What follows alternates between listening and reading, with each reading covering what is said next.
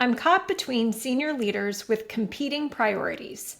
How do I manage up effectively when executing one leader's agenda directly conflicts with another's? Ooh, this is when the rubber meets the road, right? Definitely a level cutter. So there is no easy answer, of course, but I think the way that I would start approaching this problem is to remember your first allegiance has to be to your organization and your direct boss. This is difficult because that can burn you, but I think it is the highest integrity way that you can approach the problem. So the first thing is keep that in mind that your job is to make your boss look good. Your job is to execute the commitments that you've made to your boss and with your boss for how your department is going to deliver. The nuance really comes from if there is a way to find middle ground, you are going to do yourself a lot of favors to do that. If there is no way to define middle ground, having an opportunity to speak with integrity about what you are and are not going to do is going to matter a lot. So making sure that you're transparent about the fact that, like, hey, these are the two things that we hope to be doing.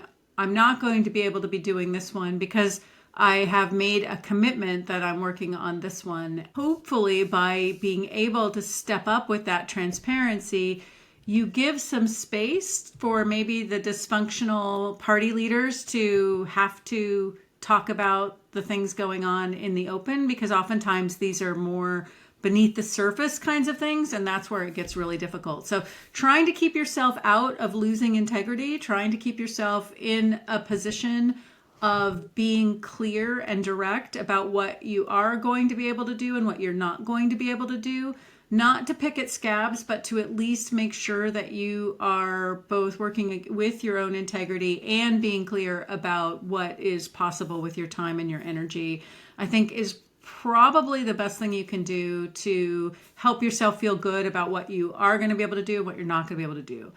And then the last thing I would say is that the most important thing is to not let yourself pretend that you can do some of each, because if these two things are actually working against each other, the last thing you want to be doing is working against your own progress, because that is going to put you in a situation where it shows you're not able to get anything done.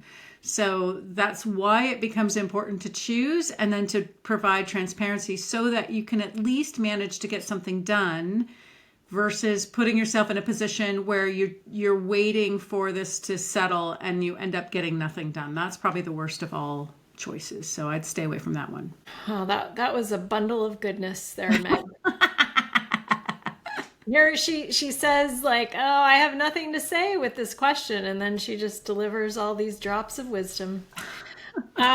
So yeah, when I read the question, I was thinking of the two leaders as being kind of equivalent in my sphere, and so you made a really good point, Meg, that in all likelihood one of them is in my direct line of report, and the other is a very influential and very important person, but not necessarily in my direct line of report. So it does create a bit of an imbalance there that you have to be aware of. So I really like that. So when I was kind of thinking of them as being equivalent, the best thing, of course, would be to get them aligned. One of the things Meg said was around like being really super transparent about what everybody's trying to accomplish, laying that all out on the table. Our tendency is to not do that, is to like hide and like pretend that it's all going to be okay. It kind of takes a lot of courage to be that transparent, but in fact, if you like adjust your mindset that like, wow, this is actually easier for me if I lay it all out. This is actually making my life easier. And the other thing that I think you can do without getting into the full level of alignment is to really truly understand everyone's motivations, right? Like, why is this person really pushing for this priority? Why is this other person really pushing for the opposite? Like what is behind it? And because understanding the motivations, you can kind of understand a little bit more of like, well, what's the downside of going against that? And what's the downside for them? Like what sort of position of vulnerability are you putting that senior leader into by not following their priorities, right? And adding like a little bit of an empathy layer to all of it can help you perhaps with the big picture too. And then the last thing is that ultimately you're going to disappoint people, and we've talked about this before, and that's just the nature of executive leadership. And you have to be okay with the horse you pick, the path you go, and you might lose your job. It's You're following our advice. It's just the way it works, and you have to be okay with that. But just understand the motivations, lay it all out, and do the right thing.